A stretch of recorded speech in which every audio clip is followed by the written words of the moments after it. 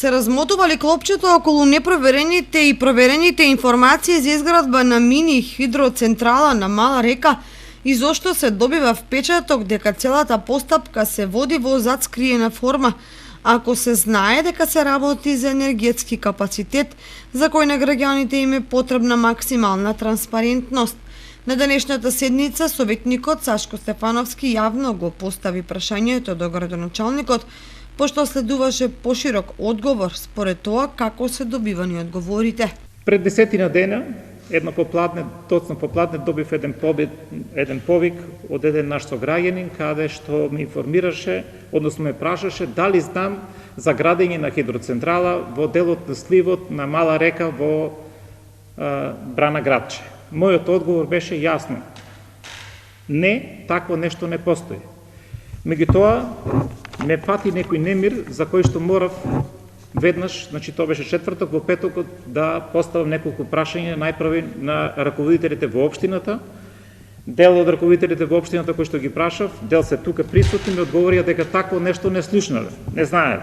Градоначалникот Илиев истакна дека од Министерството за животна средина побарале одговор за евентуално негативните влијанија на хидроцентралата врз животната средина, како и да се стопира или поништи целокупната издадена документација на инвеститорот. Понатаму продолжив да истражувам и се јавив во Министерството за животна средина, каде што добив одговор дека има целокупна документација за изградба на мала хидроцентрала на Мала река. Значи не на водопадите, не на голема река, бидејќи водопадите се на голема река, туку на Мала река.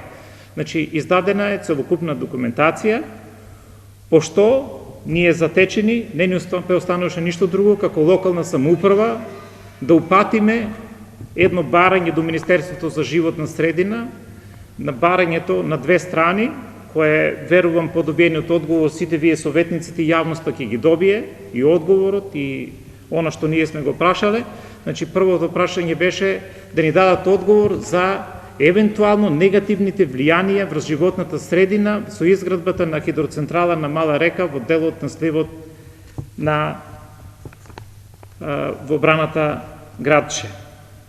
И исто така побаравме да веднаш подитно биде целокупната документација поништена, односно да биде зауставено ова активност се до конечното расчистување од страна на животна средина.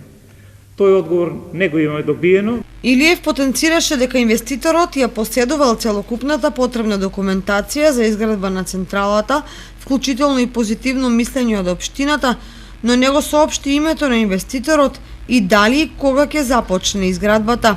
При тоа им соопшти на советниците дека штом ќе добие одговор од ресорното министерство и има нови информации ќе ги сподели со нив.